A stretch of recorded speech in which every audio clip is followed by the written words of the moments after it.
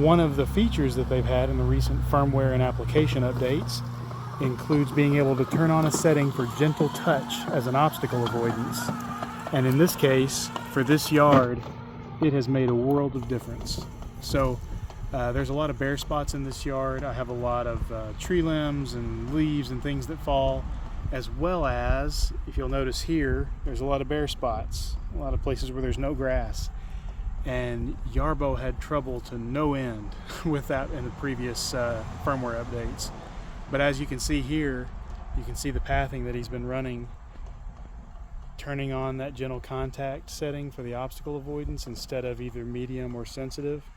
Man, he's doing great. So really looking forward to testing this out more. I did leave I kind of remapped the entire yard, starting with the front yard here, and actually pulled in the perimeters a little bit to test this gentle contact, just because I wasn't sure just how brazen and bold he was going to be.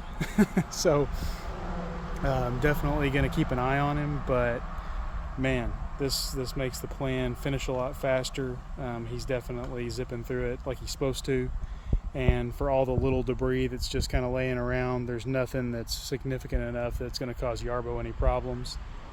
And I try and kind of keep an eye on the big stuff, and if it falls, I try and get it immediately, and then if there's smaller stuff, I usually do that once a week.